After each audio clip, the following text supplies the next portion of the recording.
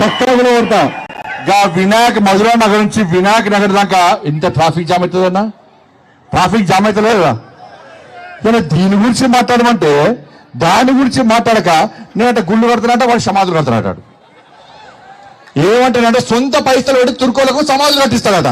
గీడ హిందువుల శ్మశాన వాటిక ఉన్నది, దానిలో నీళ్ళు లేవు, కరెంటు లేదు, దానిలో బోరింగ్ లేదు, దాని గురించి మాట్లాడాడట. ఆడికి పోయి మాట్లాడతాడట. ఇలా 10 సంవత్సరాలు ఒక్క కనీసం డబుల్ బెడ్రూమ్ వేయలే.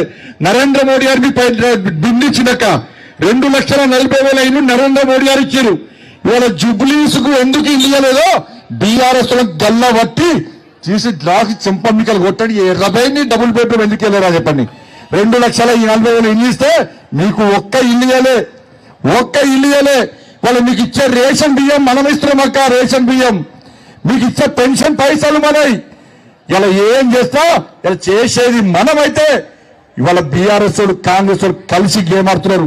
కాళేశ్వరం పేరుతో 1,00,000 కోట్లు చంపారు. ఇవాళ ఫోన్ ట్యాపింగ్ కేసు వాళ్ళు వేసి ఫోన్ ట్యాపింగ్ చేసిరు. డ్రగ్స్ కేసు చేసింది వాళ్ళే. అన్ని పొట్టు పైసలు సంపాదించుకుంటే తప్ప ఈ 10 సంవత్సరాలు బీఆర్ఎస్ చేసిందే లేదు, వాళ్ళు పీకిందే లేదు. అందుకే వాళ్ళని ఫామ్ హౌస్ పరిమితం చేస్తాం. ఇవాళ మళ్ళీ ఏమైంది? ఇలా పరిస్థితి ఏమైంది? ఏనుగులు మింగటాడు పోయి పీరుగులు మింగటాడు వచ్చిండు. రేవంత్ రెడ్డి సార్ వచ్చిండు. ఏం చేసిండు? రాగానే 2,500 రూపాయలు ఇస్తాడు. ఇచ్చిండా? తులం బంగారం ఇచ్చిండా? మీకు గొలుసుల బంగారం మెల్లంగా ఈ జూబ్లీస్ కాంగ్రెస్ వాడు గెలిచిందనుకో ఆ ఎంఏం పార్టీలు అంత చేంజ్ ఛాన్సెస్ అందరూ కూడా అంత ఎత్తుకపోతారు. ఎంఏం పార్టీలు తులం బంగారం ఇయ్యడానికి. ఎందుకంటే నేను ఒక మంత్రి చెప్పిండు. ఏం చెప్పింది తెలుసా?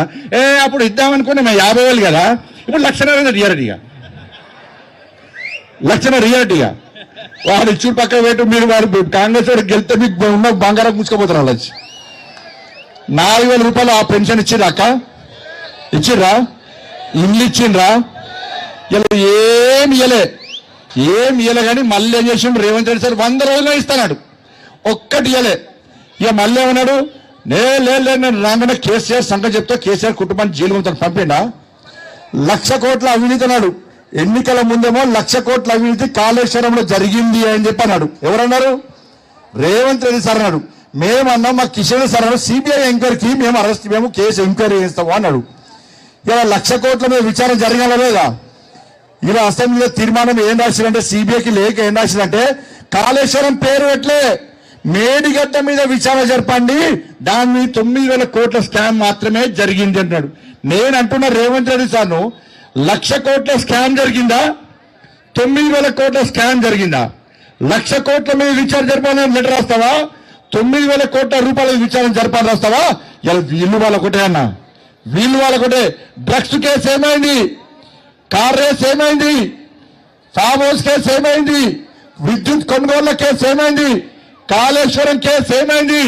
ఇన్ని కేసులైతే ఒక్క కేసు కూడా కేసీఆర్ కుటుంబాన్ని అరెస్ట్ చేసే ప్రయత్నం ఇలా రేవంత్ రెడ్డి చేస్తలేదంటే వీళ్ళు వాళ్ళు